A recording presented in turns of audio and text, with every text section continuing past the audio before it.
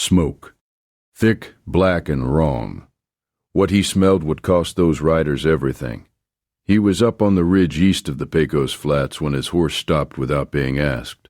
Below him, a ranch was burning. Children trapped inside. 5 hired men still working the fire, and the quiet stranger watching from the ridge was no ordinary drifter. This is the story of Nora Calloway. Summer, 1884, the New Mexico Territory.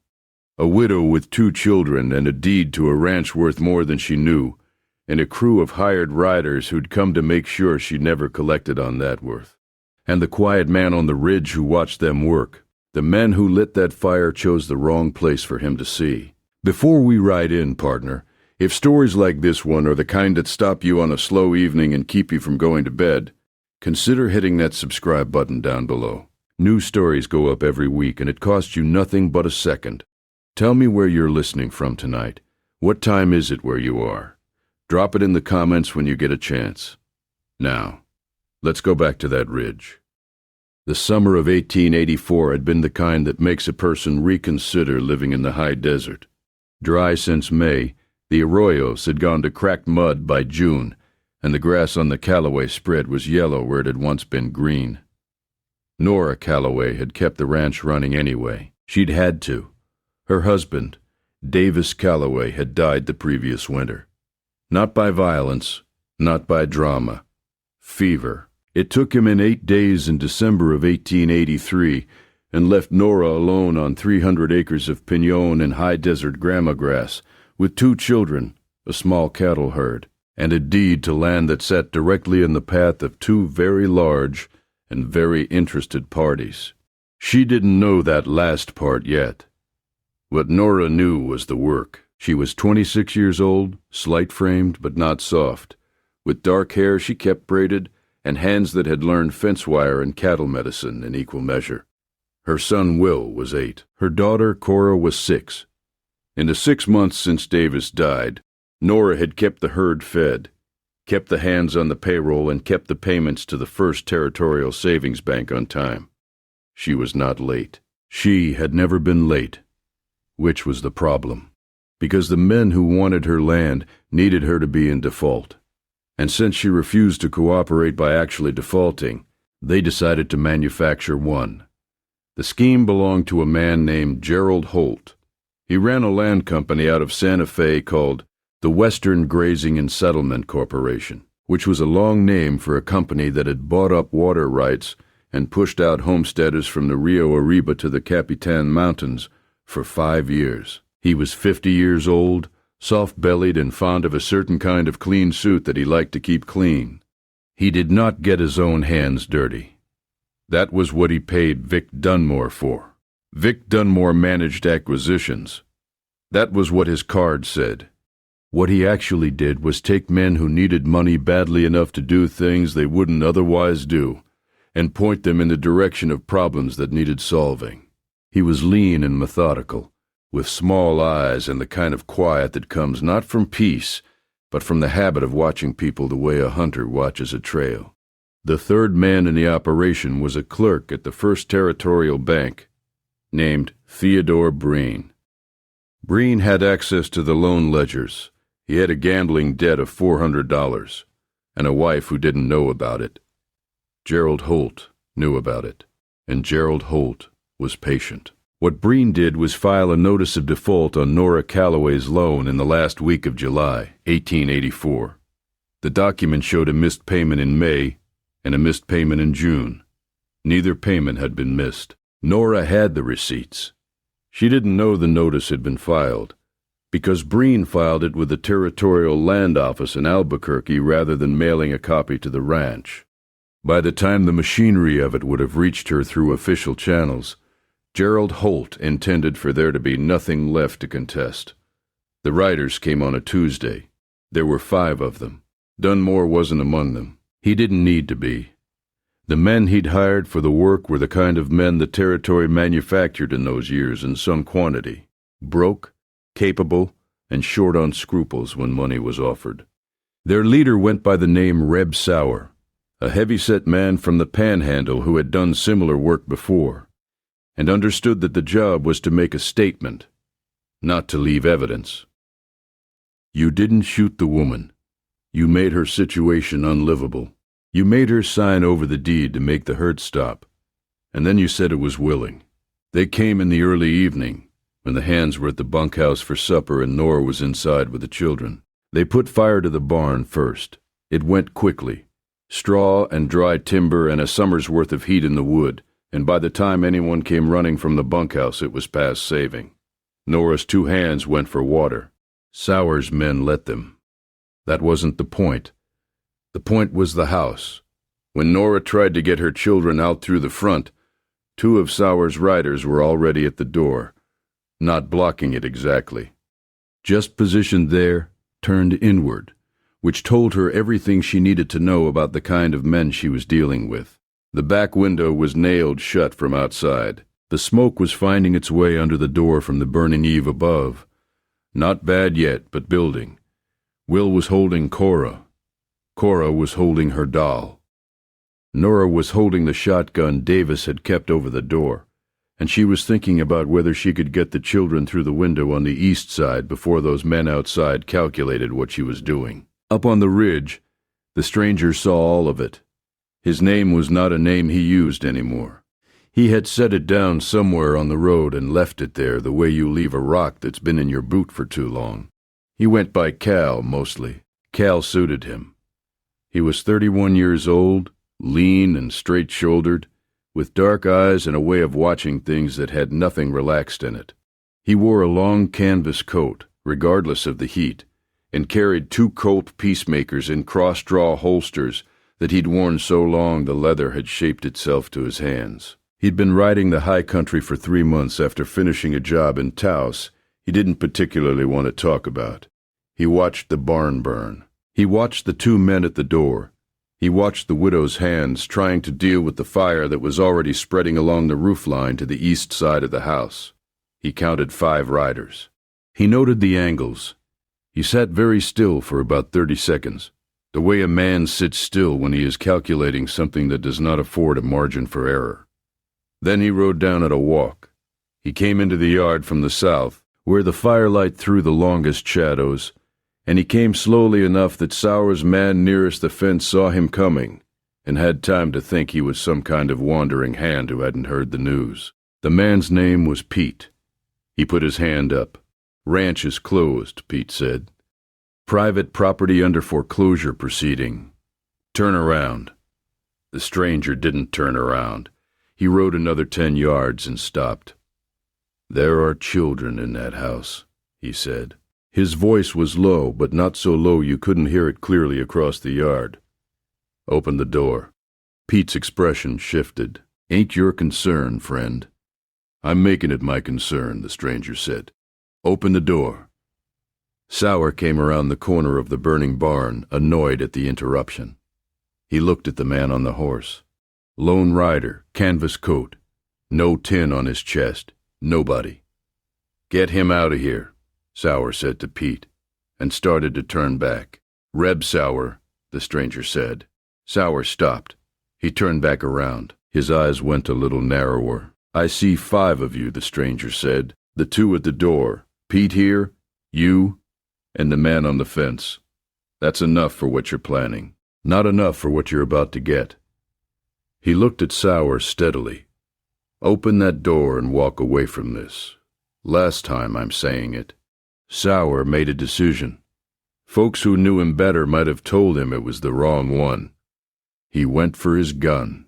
There was a sound the witnesses described later as 2 sharp cracks almost close enough together to be one. Pete hadn't even registered that the stranger was moving when Sauer was already sitting down hard in the dirt with a bullet through his gun hand, and the 2 men at the door turned to find both barrels of what they were looking at pointed in their direction, with a steadiness that made one of them decide immediately that he was in the wrong line of work. Door, the stranger said. They opened the door. Nora came out with the shotgun in one hand and both children behind her, and she stopped when she saw the scene in the yard. Sauer on the ground, cursing quietly. Pete with his hands slightly away from his body, the two men from the door backing up. The fourth man, the one on the fence, was riding north already. She looked at the stranger on the horse. He looked at her. "Get them clear of the smoke," he said. She did.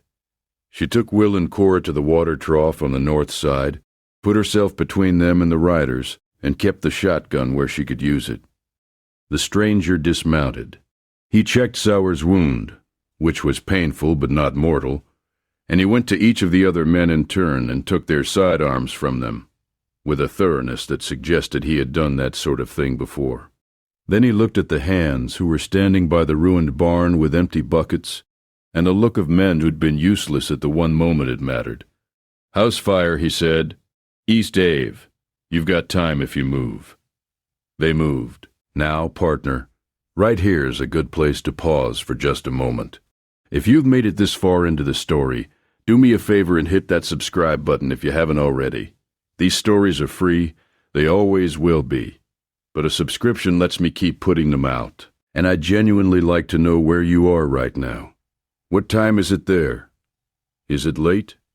Drop it in the comments below, whatever you feel like sharing. Now, back to Nora Calloway and the quiet stranger in her yard.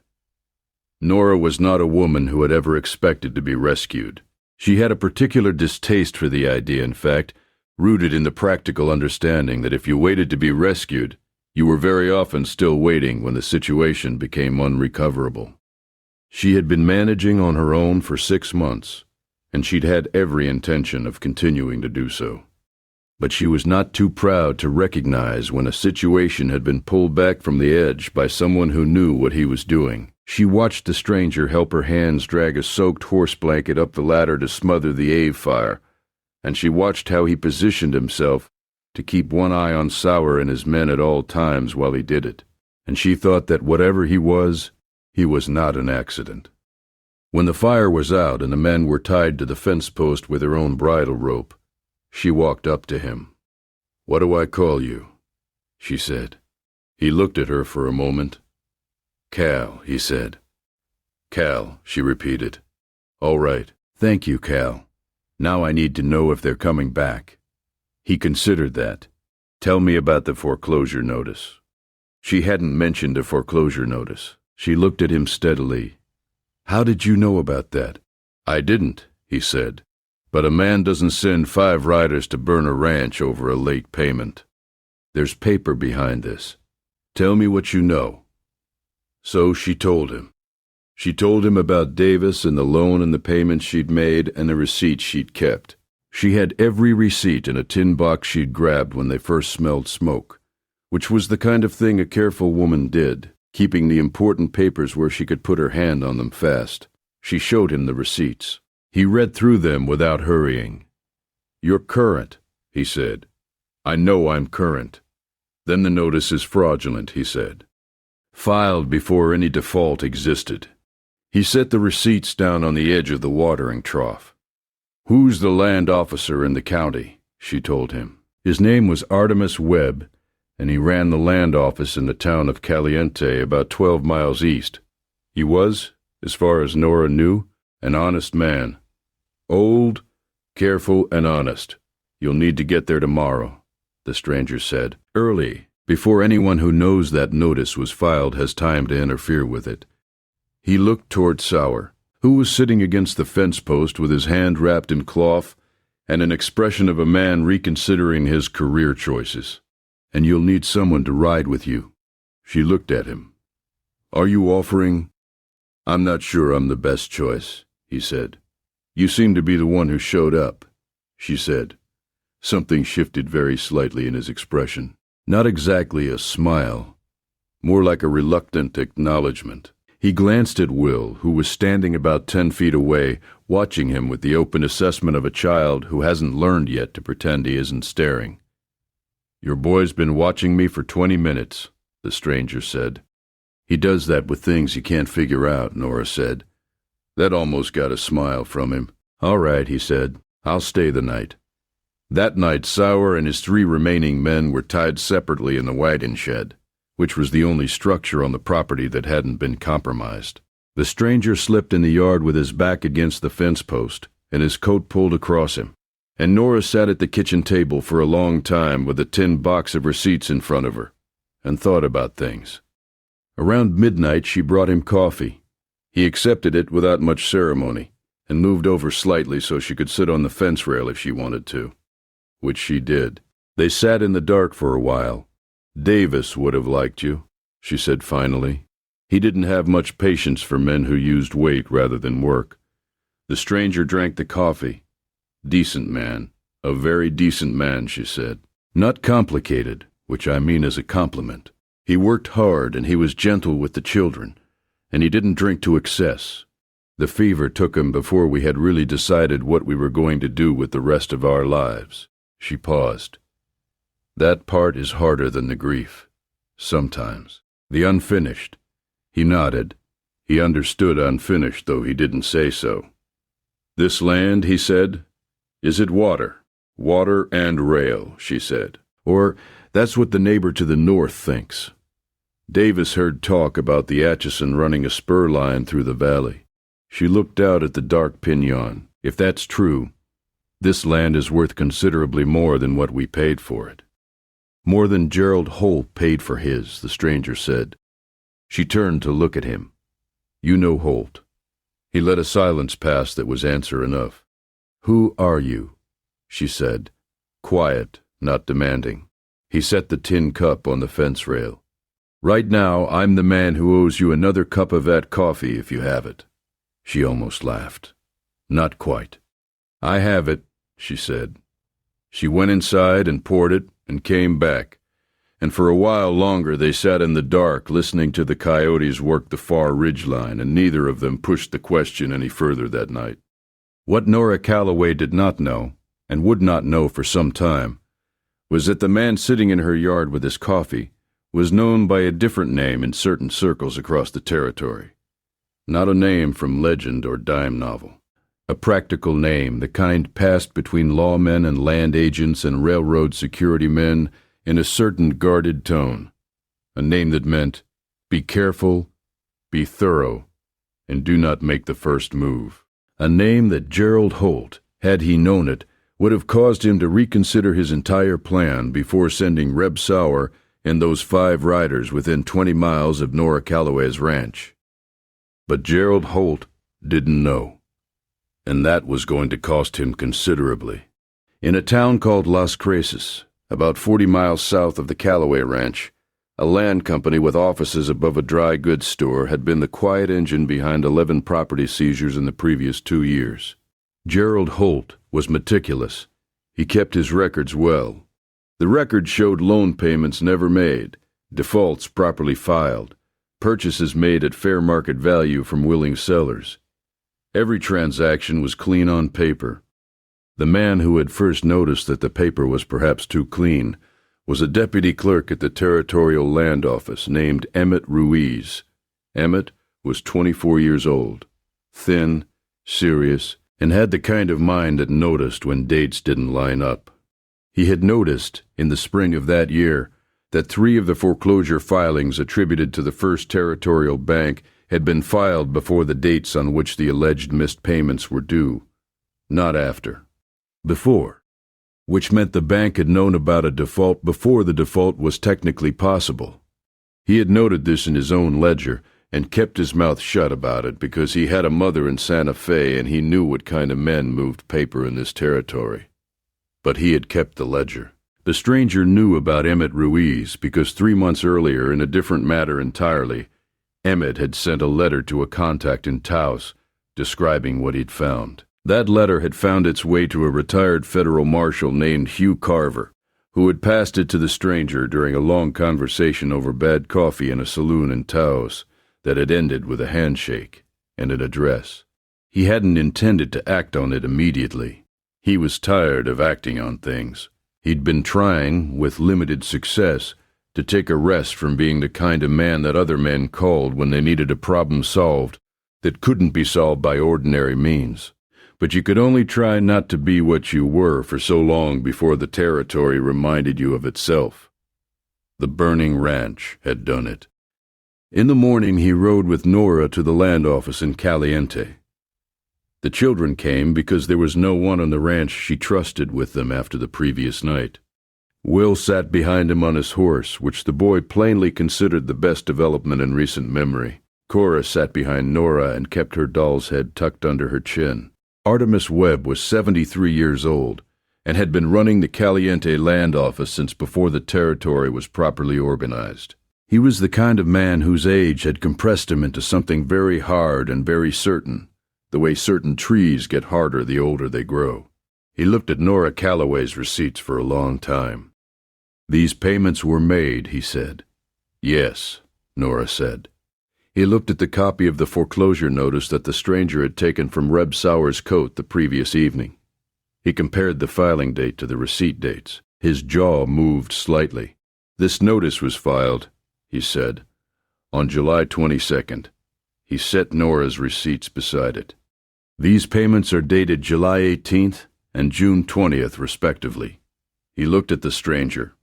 "The filing predates the alleged delinquency by weeks." "That's what she's been saying," the stranger said. "Who filed this?" Webb said. "Theodore Breen," the stranger said. "First Territorial Savings. He'll have been put up to it by Vic Dunmore, who works for Gerald Holt's land company in Las Cresces." Webb looked at him for a moment. He had been in the territory long enough to know certain things by a certain quality of quiet certainty in a man's voice. "And you are?" The stranger set a card on the desk. An old card, printed years ago, with a name and a former federal agency, and a seal that was still recognized in the territory. Webb looked at it for a long time. He looked up. He looked at the stranger. He looked back at the card. "I see," he said. He folded his hands on the desk. "Then I expect we have some work to do." They spent 4 hours in that land office. Emmett Ruiz was summoned from the filing room and brought his ledger, which was a very small book that had seen some anxious handling, and he spread the dates out on Webb's desk with the concentrated relief of a man who has been holding something heavy for a long time and is finally being allowed to put it down. 11 foreclosures, 11 properties in the corridor between the Pecos and the Eastern Range. Every one of them showed the same pattern. Filing dates that preceded the alleged defaults by days or weeks. Theodore Breen's signature on 9 of the 11 filings. The same bank. The same land company acquiring the properties in the aftermath. Nora sat at the corner of the desk with her children on either side of her, and her receipts in her hands, and worked through every date herself, because she was not a woman who took conclusions on faith when she could verify them directly. She found the pattern inside an hour. "There are families," she said. "These properties. There are families on them. 10 others besides yours," the stranger said. "Then we need to contact them." He looked at her. He had not expected that to be the first thing she said. Most people, in his experience, went to relief first and then outrage, and then, much later, maybe considered the people in the adjacent boxes. She went directly to the adjacent boxes. "That can be done," he said. "I want to help do it," she said. Emmett Ruiz prepared 2 sealed letters, one addressed to the territorial governor in Santa Fe and one addressed to the federal land commissioner's office in Albuquerque. Webb signed them and applied his seal and sent them out that afternoon by the fastest rider he had available. Then he began the formal process of noting the fraudulent filing on the Calloway deed. While they were working through the second hour of it, the door of the land office opened. 3 men came in. Not Dunmore's caliber of men, but related to his way of doing things. Hard men with an awareness of their physical presence, and a specific kind of eye contact that was not quite a threat but was very close to one. The one in front said that Mr. Holt was aware there was some confusion about the Calloway filing and would like to resolve it privately. The stranger was sitting in a chair to the left of Webb's desk, with his hat on his knee, and he had not moved since the men came in. He said very quietly, "There's no confusion." He looked at the man in front. "Artemis Webb is the duly appointed land officer for this county. What he determines about those filings is what gets determined. You can tell Mr. Holt that." The man in front shifted his weight. "I'm going to ask you to leave," the stranger said, in the same quiet voice. "Once." Something in the tone of it, or perhaps something in the particular stillness of the man in the chair, did the work that two Colt peacemakers hadn't needed to do out loud. The three men left. One of them moved faster than the other two, which told you something about which one had the most imagination. Nora watched it from the corner of the desk and did not say anything. She stored it away the way she stored things. Filed, dated, noted. Webb filed the formal challenge on the Calloway foreclosure that afternoon. The deed was suspended from transfer pending investigation. That meant the land wasn't going anywhere while the territorial authorities moved. The stranger spent the next 2 days riding a loop through the corridor that the Calloway property sat inside. He found 2 of the other affected families himself, the Sandoval family on the North Fork, and an older man named Pratt who was living out of his wagon because his house had been acquired. He sent word to Emmett Ruiz about the others, and gave Ruiz a name in Albuquerque who would know how to find them. Nora came with him to the Sandoval place. She had made a decision in the night after the land office visit, sitting again at the kitchen table with a tin box and the oil lamp low, that she was not going to wait for other people to make things right, when she could be part of making them right herself. Davis had always said she was the one in the family who drove while he navigated, and she had taken it as a compliment then, and was taking it as a directive now. At the Sandoval place, she translated. Maria Sandoval's English was limited. Nora's Spanish was functional. They went through the dates together, the 3 women at the kitchen table with the papers, and Maria Sandoval's expression moved from suspicion to recognition, to something that burned very quietly. "They told us we had missed a payment in March," Maria said in Spanish. "I made that payment myself. I have the receipt." Of course she did. Of course she had thought there was something wrong. Of course she hadn't known who to say it to. "I know," Nora said. "We're saying it now." On the 3rd day, Gerald Holt arrived from Las Cresces. He did not arrive at the ranch. He arrived at Artemis Webb's office, because Gerald Holt was a businessman, and he understood that the way you addressed a paperwork problem was with more paperwork. He had a lawyer with him, a Santa Fe man named Aldgate, who carried a leather case and a reputation for making territorial complications go away. He had 3 additional witnesses to various signings and transfers. He was prepared to explain the situation clearly, and to make a charitable offer that would resolve the matter for the Calloway woman and perhaps a few of the others. He was not prepared for the stranger to be sitting in Artemis Webb's office. The moment of recognition was interesting to observe, Emmett Ruiz would say afterward. Holt came through the door with the easy confidence of a man who had prepared for the meeting, and then he saw the man in the chair by the window, and the confidence did something complicated. "Mr. Holt," the stranger said. He didn't stand. "Sit down." Holt sat down. His lawyer started to say something, and the stranger looked at him briefly, and the lawyer reconsidered. 11 filings, the stranger said. 9 signed by Theodore Breen of the First Territorial Bank, all bearing the same defect, filed before the alleged defaults were legally possible. Emmett Ruiz here has documented every date. Mr. Webb has forwarded sealed copies to the territorial governor and to the federal land commissioner. So the question of whether any of this is reversible is no longer yours to determine. He watched Holt steadily. The question before you right now is how you'd like the next part to go. Holt's jaw was working. "I am a legitimate businessman, and I have never. I know what Vic Dunmore did," the stranger said. "I know the dates the instructions went from your office to Las Cruces to the bank. I know about the water rights option your company holds contingent on acquiring the corridor land, and I know about the preliminary discussions with the Atchison's Western Acquisitions Office." He paused. "I also know that some of what you did can be explained as aggressive business practice, and some of what you did is a taking under color of fraudulent documentation. The difference between those 2 things, legally speaking, is considerable." A silence held in the room. "The Calloway deed is reinstated," Webb said, "as is Mrs. Sandoval's, as are the 9 others when we've verified the dates." He said this without looking up from his desk, the way a man states a thing that is simply true and needs no drama around it. Holt looked at his lawyer. His lawyer was looking at Aldgate's leather case with the expression of a man calculating whether any of it applied. "Resign from your position on the bank's board," the stranger said quietly. "Today, by letter, have Breen submit a corrected filing.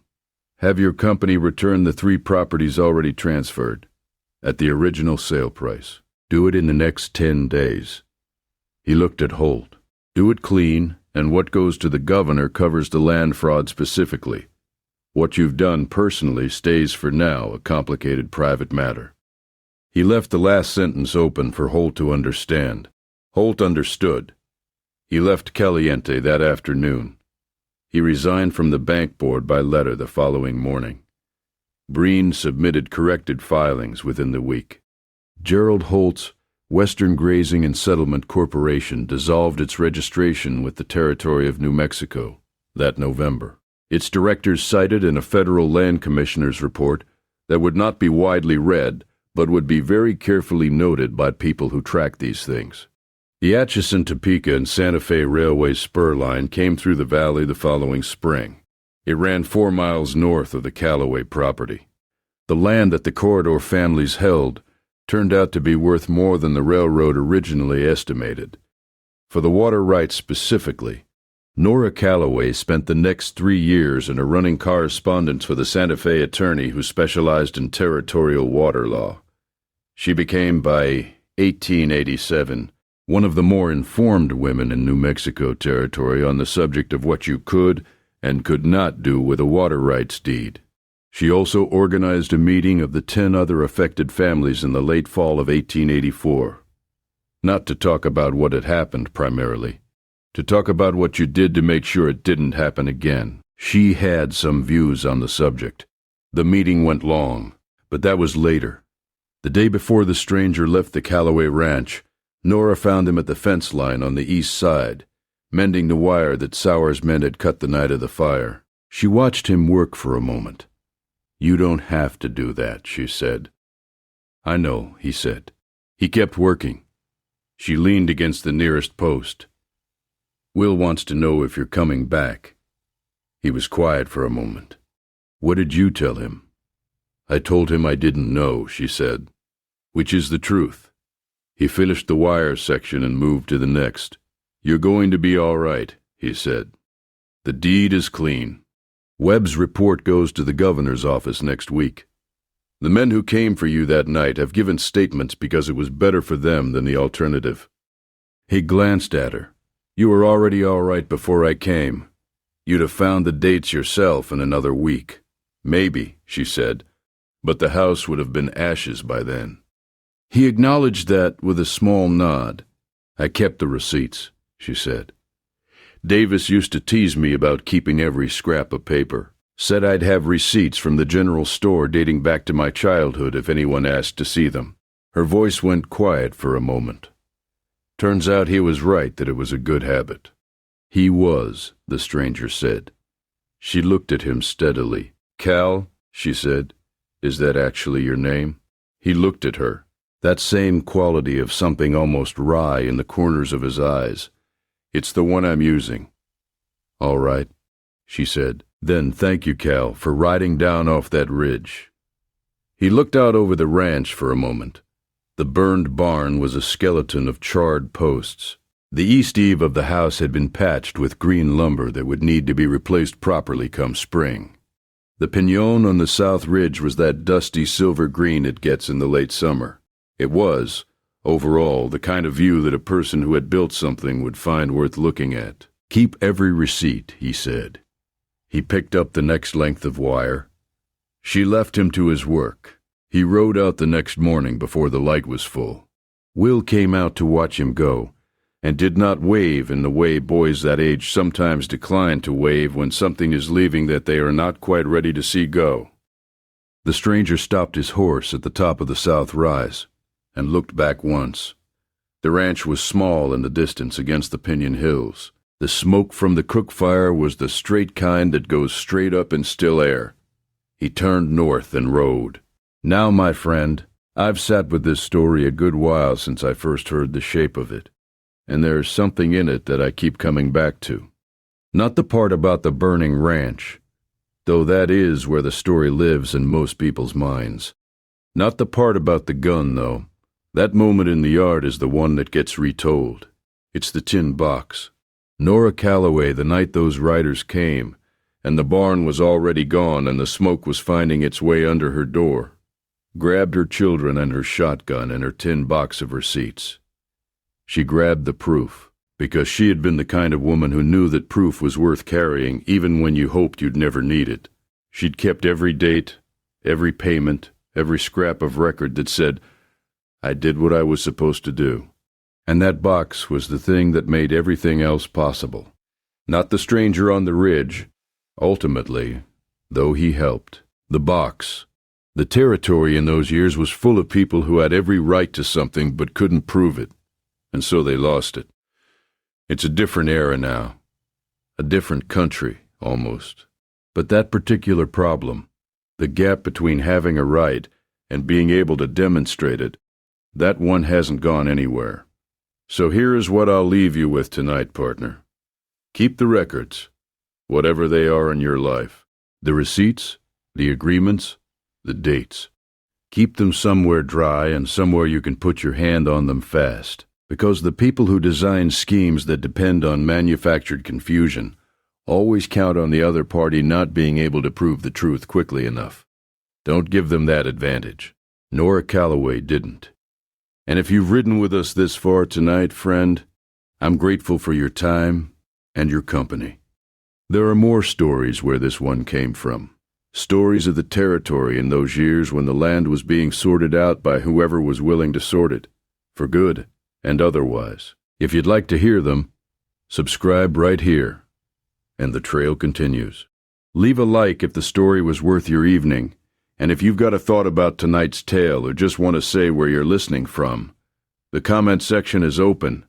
This story, like all the ones we tell here, is a work of fiction told in the spirit of the Old West. The names, the families, the men, and the scheme are imagined, though the shape of the scheme, the manufactured default, the corridor land grab, the clerk with a debt and a gambling problem, is borrowed from patterns that were real enough in the territorial years. Keep your powder dry, partner, and keep your soul honest until our trails cross again.